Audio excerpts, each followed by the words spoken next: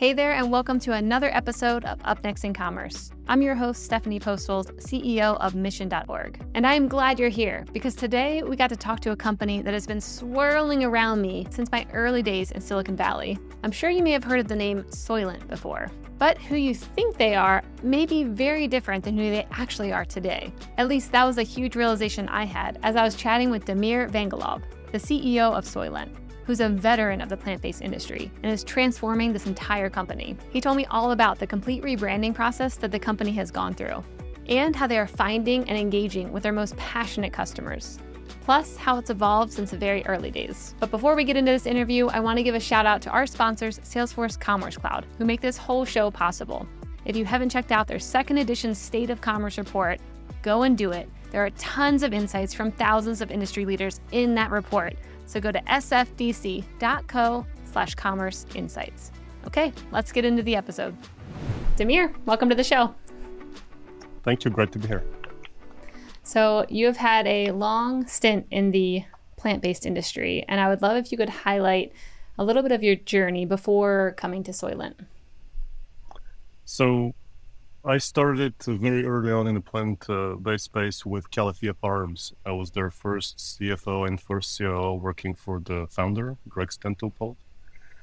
And so that was kind of my first foray. And I was fortunate enough because I actually got to learn and work with one of the, I would say, biggest visionaries in the plant-based space.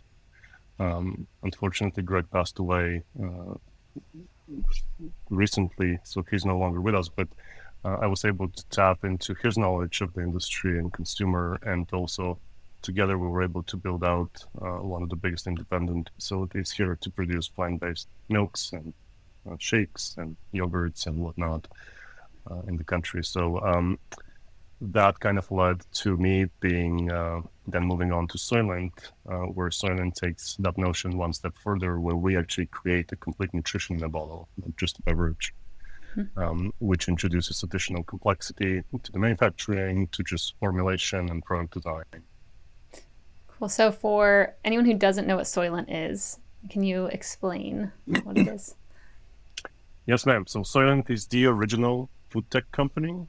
We started in 2013, and we started with complete meal shakes. So it came in a powder format, which you can deliver as a shake or as a beverage, or you can put it in a smoothie. Today, we have evolved to be a largely ready-to-drink beverage company. We still produce powders, but still consistent with our original mission. Most of our shakes are complete nutrition, so essentially it has everything that your body needs in the proportion that your body needs, and it has nothing that it doesn't. So we stay away from things that are not scientific, that are not necessary. Think of color. Yeah. For example, our strawberry shake is not pink because the color pink does not contribute to your health, so we don't add it. But we do add every other vitamin, mineral, or micro and macro nutrients that your body requires. Yeah, very cool. So back in 2015 timeframe, I was out in Silicon Valley. And this was like a huge thing out there.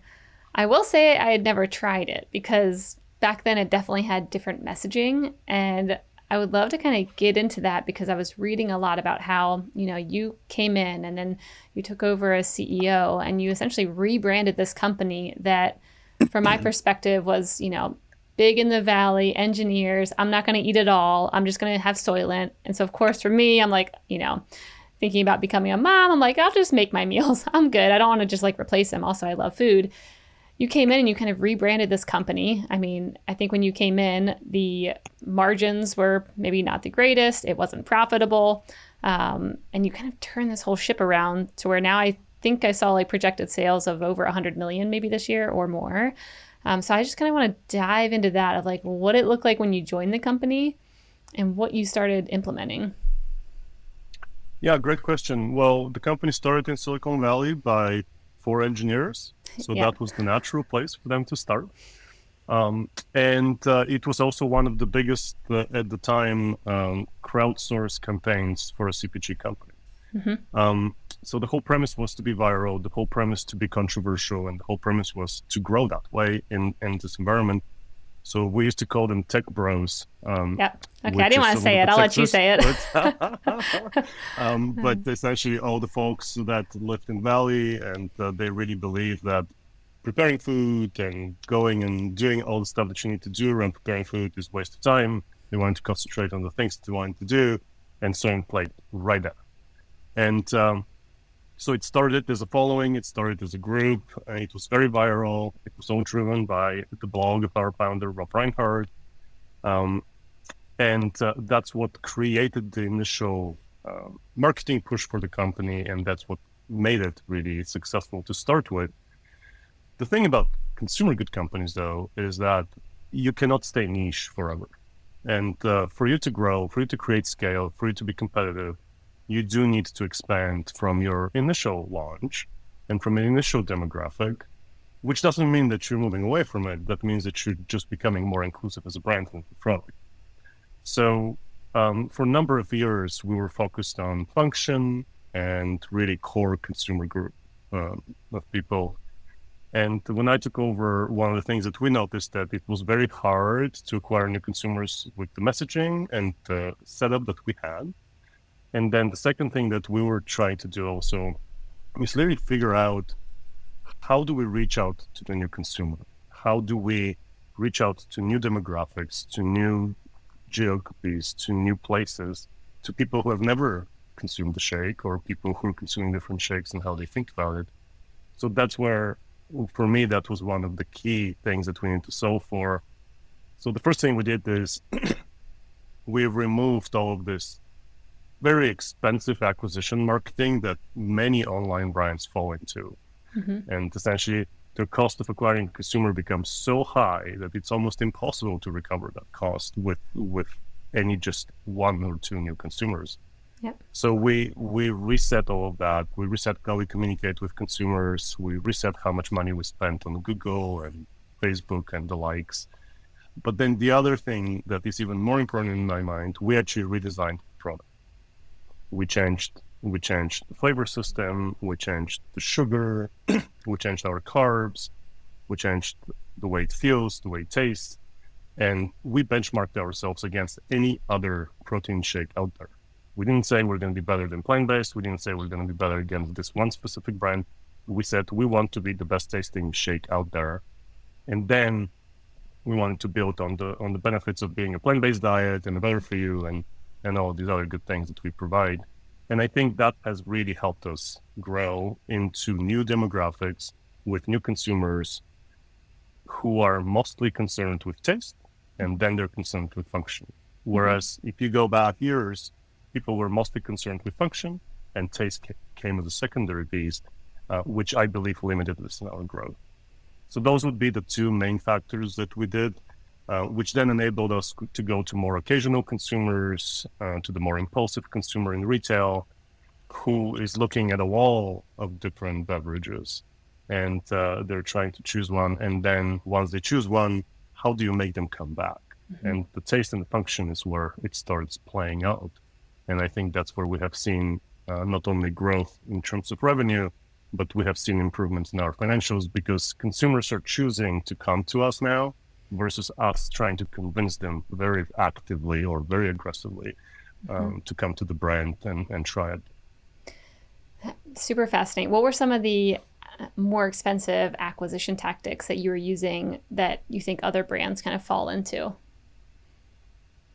Well, you come from the technology world and you understand Google, Facebook, and Amazon have become extremely good at convincing us how much money we need to spend with them. Yep. And they are efficient. They do bring new consumers. And the more money you spend, the more consumers you will see. And that is true. The hard part to do is to bring the consumers that A, fit your brand, and B, will be with you long enough for you to be able to recover the money that you're spending with them. And I think that's where companies like ours need to step up and figure it out. And I think a lot of companies get into, well, the algorithm is telling me to do this, or my ad agency is telling me to do that. Whereas we're doing the opposite. What we did is we very heavily surveyed our consumers. We very heavily understood the people who are coming to us, And we targeted more of these. So then what we discovered is that towards the end of my first year, more than 40% of our new consumers were word of mouth. So we were spending $0 to acquire them, 40%, almost half. And that happened because they tasted the product, they liked it, they shared it with their buddies and their groups or their fraternities or whatnot. And more people kept coming to us. The other thing that we noticed also is that we started expanding from being the tech bros, which is really a fancy word for a young professional. And we started targeting more young professionals in different fields. So for example, one of our fastest growing groups today is young professional women who happens to be nurses or doctorate students or working in a big bank or whatnot. So we're seeing these clusters of young professionals around the country that drive our revenue. And we're doubling down our efforts to those demographics that we know are ready for our product. And I think that's the key. If you continue to do that, and if you continue to do that in a disciplined manner all the time, I think your Facebook and your Google and your Amazon spending will be successful and it will return good results. But you need to be controlled and you need to be measured. And sometimes we discover that we spend too much. So just last month, we cut down because we're saying, okay, this Facebook spending actually is not returning to us. So we're going to dial it down and actually our return starts to increase immediately. So it's small things on day to day. And I think it's a collaboration between the big app companies telling you what to do, your agency and your marketing partners advising you what to do. But at the end of the day, if you don't understand your consumer, if you don't have the data, if you don't dig it and you don't really analyze it, you will probably make some wrong decisions. Yep. So did you have to go through I'm trying to think about rebranding to someone like me who has this idea of what Soylent was. Like, what did it look like trying to, change my mind maybe on what it is versus the new consumers? Like, I think I saw 2/3 of your, customers are millennials or younger, which I'm like, wow, that's impressive to tap into that audience. But like, how did you go about that branding to not only go after new folks, but then also maybe reverse the mentality of like what this company was? Great question. I think a lot of our experience has to do with being approachable. I think one of the things that I discovered early on is being an elitist or being like kind of a brand that is only by these people or by those people, it's detrimental to growth. And I think one of the things that we really try to do is, without changing the actual logo or the name of the company, how do we become more approachable? And I think becoming approachable as a brand is the colors that you use, the words that you use, the people who represent you, the way you talk about it, the way your marketing materials look and things like that. And the hard part is that it's 1,000 small things that lead to that. And that constant discovery and constant understanding of your consumer, and then reapplying it, and then changing it again, and then changing it again, and then really sticking to a brand message, which now people perceive you as more inclusive. And that may include things like, we used to have these sharp images of very specific people that were great, but again, they spoke to, it's an urban, it's a very specific area, it's a very specific type of person. We moved away from images like that. We started talking about people who were just normal people, quote unquote. And I think that because we're ready, we started using more imagery that we never used before. We started talking about the fact that we help you manage your health, not us telling you how to do it. And we kind of restarted our educational footprint because we spent a lot of time and effort on educating consumers on what we think is good for them, and then providing them with the science behind it. And I think the way we started doing that changed as well, and really helped consumers feel like they're not being spoken at, they were conversed with. And I think that drives consumer engagement, and that drives consumer conversation. And if you go on Reddit, we either do great, so we're 11 stars, or everything is wrong. We're like 0 stars, right? Yeah. People are very passionate about it. And that's the conversation we want, right? So when we're screwing up 2-3 years ago with supply chain and deliveries and issues like that, like our Reddit was on fire. And today we're seeing different sentiment where people are discussing the benefits, they're discussing how they consume it, they're discussing what health means, they're discussing different alternatives to being healthy. And that's how you create engagement. And there's downside to it, because you better be on top of your game, because otherwise the engagement becomes negative. Yeah. But if you're on top of your game and you run a good company, this engagement just brings in more consumers and makes it better and better. And this, when it comes to thinking about Reddit, is this Soylent brand starting the message, or is this a customer starting the message? And then you guys can kind of pop in, especially if you see it going south, like you're mentioning around like supply chain, then you guys can kind of pop in and answer it quickly. Which, yeah, who owns that conversation? We do answer questions sometimes, and we do direct people to the right resources. And I think for Reddit that helps, because people they don't want to be told how to think about it and how to discuss it. However, if somebody's having a delivery issue, we have better tools to help them actually figure out what's going on than Reddit, because Reddit actually cannot help them with that. So we use it sometimes to help people get more resources versus start a discussion or influence a discussion.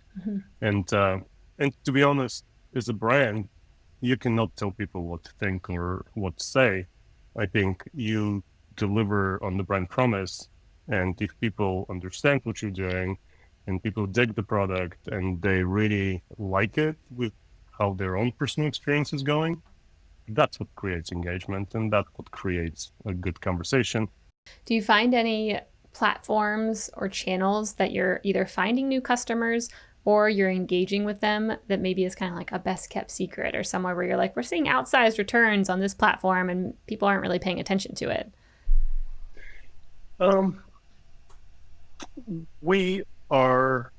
So our engagement is about 5 times industry average if you look at Facebook and Instagram. And our Reddit community is one of the bigger ones and most engaged ones. Is very interesting to watch. We've been trying, I would say, with mixed success, like the newer platforms, Snapchat, TikTok, even YouTube is a little bit harder to do with a beverage brand. I think for us, what we find is it's the multitude of messages that propagates around different media that puts it together.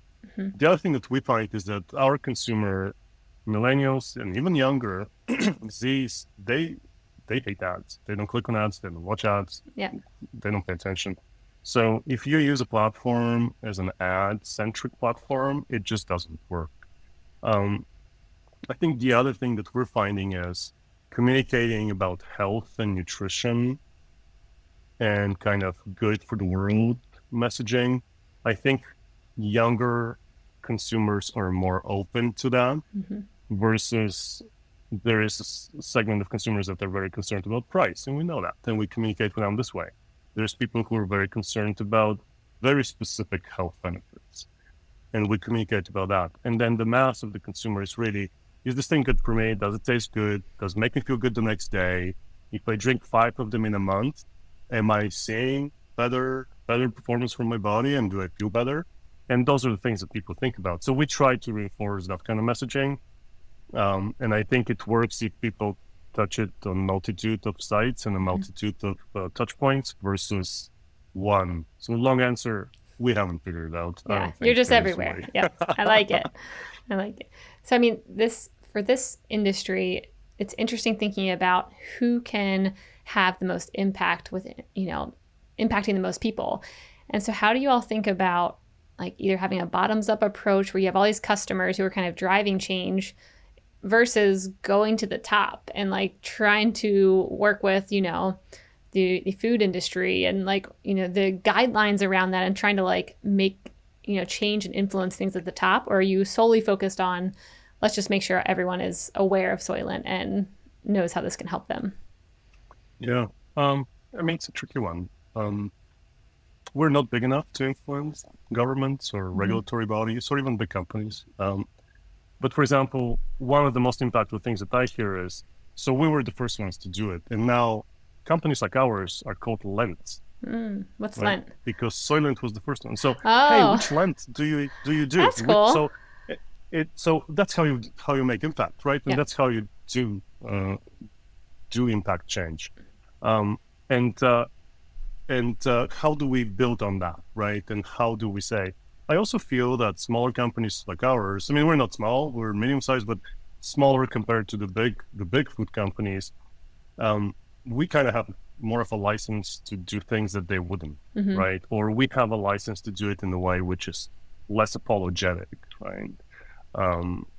Like sort ingredients and types of ingredients and how we use them and how we talk about them. And I think that multiplied over many companies, I think can make a big difference. Going to Washington, for me, it's not going to work. I don't have the voice, I don't have the money, I don't have the attention. But however, if people hear about, hey, there's a group of companies that are doing all this stuff and they're doing it in a non-threatening way, right? It's not controversial, it's not black or white, it's not zero-sum game. I think that's where we can lead the discussion and really impact. I love it. So I want to shift over and hear a bit about your retail strategy, because I think, when Soylent started and for a while it was just e-commerce only. And then I think I saw you guys getting into retail. So tell me about what that shift has looked like. It's fascinating. This is the first company I've worked with where we went from online to brick and mortar. Yeah. Everybody else is going the other way. We're still largely an online company. About 80% of our revenues are online. I think it's very interesting to see how you can take the knowledge from your online consumer, and then you need to shift it a little bit, and you need to understand it better, and then apply that knowledge to a retailer.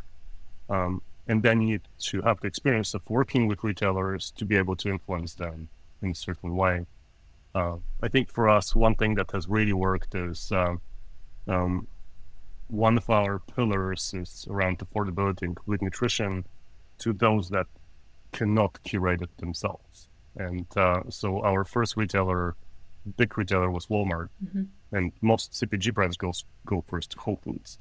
And then they do investor decks which show, we charge 30% more for the same product, and we do all that. We did the opposite. We went to Walmart, and we're proud that we have not increased prices, and we're squeezing the price as low as possible, and that we're competitive actually with animal proteins versus just competitive against plant-based proteins.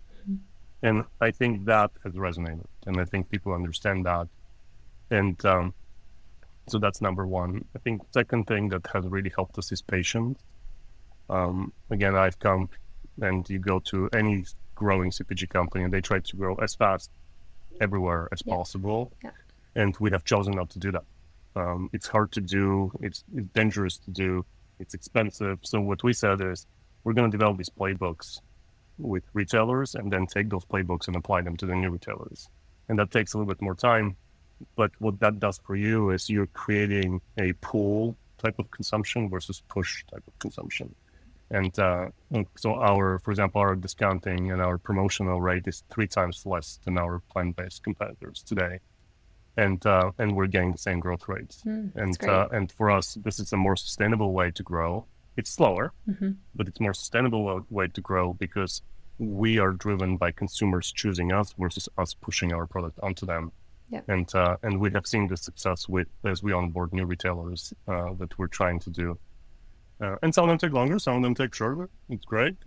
We just launched in Publix late last year, and we are on our third or second, maybe third wave of expanding our selection with them. And it's because they like the product, they like the messaging, they like what it does on the shelf. I think we generate something like more than 80% of their growth from new products. And that is, the product is good. Yeah, the branding is good. But we also know how to work now with a big retailer and be a good partner to them. And I think that's a key to do and the key to success in retail. And it's worked out. So we're the largest plant-based in Walmart, which is the largest retailer in the country. We're continuing to expand, so we do very well in Target. And we're now kind of going into the rest of the big retailers with our story. We launched, as I mentioned, Publix. We have a great relationship with Rite Aid, with CVS. So we're continuing to kind of build on those and see where it can go. Yeah. I mean, when you were saying earlier about being a good partner with these retailers, what are maybe the top 3 things that you all do that delights these retailers, or they're, excited to work with you? I think we help them do a good product selection. Like we don't go and say, oh, I have 7 products, you need to get them all. We go and say, listen, these 5 are going to work for you. And let's start with that. Or we say those 2 are going to work for you. We also try to influence as much as we can product placement and the number of products we do. For example, if you go on a retail shelf and there's only 1 bottle of a certain product, chances of you picking it up are low. If there is 3 or 4 of them and they form a brand log, it's much easier for the consumers to discover it and pick it up in store. So we always try to work with that. So sometimes we actually say no to retailers because they're not giving us the proper, we know we're going to fail. So why do it? Right? It's going to help you for 2 or 3 months, but then it just creates all kinds of issues down the road. And then I would say the last thing is we do bring our digital footprint and we do bring our digital knowledge to kind of surround the consumer and help them out, right? So there's a number of communication opportunities to create with consumers. Sometimes it's harder to do for a retail consumer because they're more scattered or they're using it in a different way or whatnot. But I believe that we are good at kind of creating this ecosystem around the retailer for us to be able to say, hey, did you know that Soylent is here? Did you know that you can buy there? And I think one of the reasons that we can do that is we are truly an omni-channel company. So we actually don't subsidize channels, as I mentioned. We don't do kind of dumb deals just to be in place. So for us, if you go to Walmart and buy a product there, we're happy. If you buy it in Publix, you're happy. If you buy it on Amazon, we're happy. If you buy it on our whole site, we're even happier. But for us, it's from a financial and consumer point of view, we're agnostic of where consumers go. So we actually very heavily promote our retail partners. We send consumers there. We encourage people to shop wherever they are versus wherever we want them to be. And I think that really helps. When you were shifting from e-commerce to being in retailers, did you have to change the packaging, or were there certain updates you had to make it fit within a retail strategy? We did. We did a new format for retail. So we created a little 4-pack of 11-ounce bottles versus a 14-ounce bottle, which is a bigger volume. We did change a little bit the packaging. We tried to not steer too far away from traditional Soylent, which is very clean, very distinctive. We did some product call-outs, like flavor call-outs and things like that. And now we're getting into developing different packaging formats driven by retailer demand. So we are continuing to work on product packaging. And actually, 2 years ago, I created a brand new. We have our what we call a complete meal product line, which is what you remember from the old days, and it's still the one that is kind of the mainstream for us. And then we created 2 new products, which are called Complete Protein and Complete Energy. So what they do is they allow you to modify some of the macros in the product to really fit your lifestyle. So if you require more protein or more healthy fats, whether you I think is most people or some other need, like most people need more protein. Most people probably need more fat, I think. Exactly. So we did that, and then we lowered the carbs a little bit to make it more appealing, and we removed all the sugar. With zero sugar, high protein, high fat content. Low carbs, and then we create the same one for energy. We said, hey, people are looking for protein, they're looking for energy boost, and so we created a clean one. So it has a little bit of caffeine, but it also has a bunch of what we call brain boosters, which essentially offsets the jitteriness of caffeine, but it still gives you this natural boost, and it delivers all the protein that you need. So kind of combining a breakfast with your morning coffee. So we're starting to move into these directions, and now with those, we actually created completely different packaging, which is 100% retail directed. Cool. So we are, you got to do those things. You got to be where consumer is, and you got to communicate in a way that consumer understands it. Yep. That's great. Okay. That excites me. I'm ready to try some of that now. So what's next? Like, what are you working on? Some new products you're excited about, or where are you all headed? Because I was looking at some reports in this industry, and it seems like this whole industry is exploding. There's way more interest now than ever that people are looking into these meal replacements and, obviously like environmental reasons as well, sustainability. But like, Yeah. where are you guys headed next? So I think protein consumption is one trend that is not going Mm-hmm. away. I think plant-based proteins are not going away. I think people who think about health and wellness is not going away. And all these trends are kind of coming together to a head. And I think the beverage industry is very well positioned to capitalize on all of that. And we haven't done it yet. I think powders in plant-based format are ahead of us. I think obviously bars and things like that are ahead of us in terms of household penetration and consumer penetration. I think beverages are kind of the next wave where we're going to go. And the key is that they're all very similar. It's all a protein shake, which is milky, it's white. Many of them has to be consumed in a certain way. So how do we create a new protein beverage experience where consumers, we can expand where they go, and we can go into new consumer occasions and new ways to do that. So I think for us, we have some exciting launches that it's a little bit early for me to tell you. Okay. But maybe towards the end of the year we can connect and I can tell you. But yes, we do have new beverages coming in. So I think really for us, the next products for Soylent will be to create new consumption occasions within the protein space that doesn't always make it heavy, milky beverage. And it also caters to the consumer need where I believe consumers are going, where they don't want everything in the same place at the same time all the time. Sometimes those things are great, like our complete meal product. But many times consumers feel like, okay, I need an energy boost today, or I just need a protein boost, or I'm just here to enjoy a good beverage. And so I think where the industry will go is really to create more of these consumption occasions and cater to that.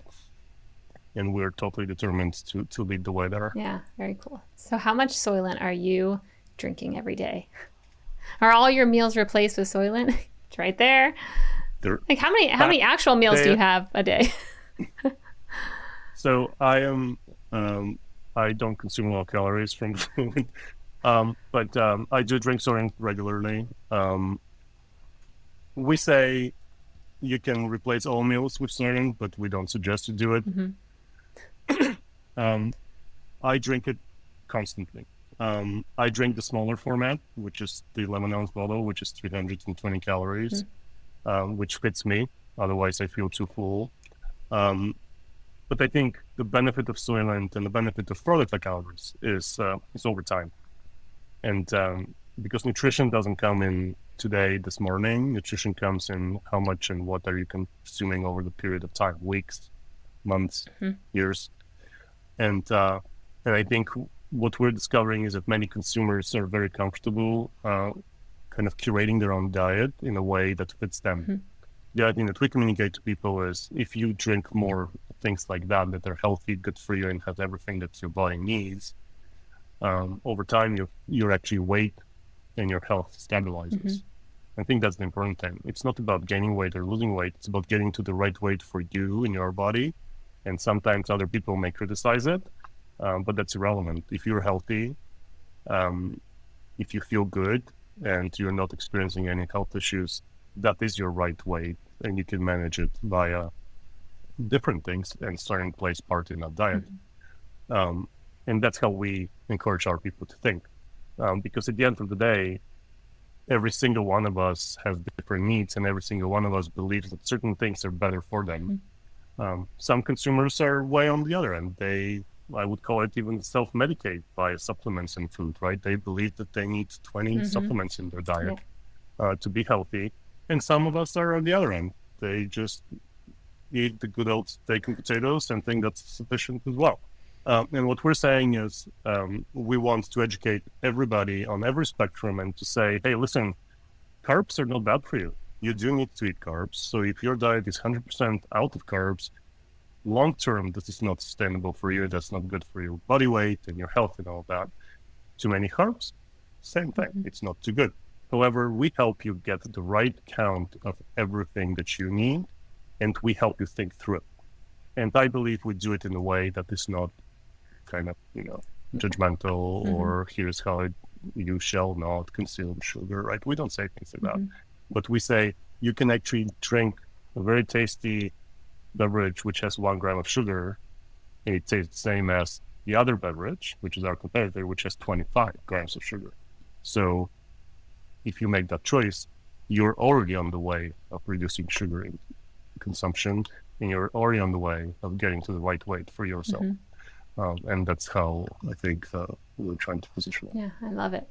Well, Demir, this has been an awesome interview. Thank you for shifting my mindset around Soylent and telling me all the things you guys have been up to. For anyone who wants to follow up, where can people find out more about you and Soylent? So we have Soylent.com, which is very robust with everything that everybody needs to know. And we also spend quite a bit of time around what we call Soylent for Good, which is our page which covers everything else that we do about education, nutrition. We support a whole bunch of communities, food banks, and donations and things like that. And that site is impact.soylent.com. And I always encourage people, my blog is there. All the links to all of our products are there, and everything else that we do, including all the partnerships that we implement across the country. Amazing. Thanks, Demir.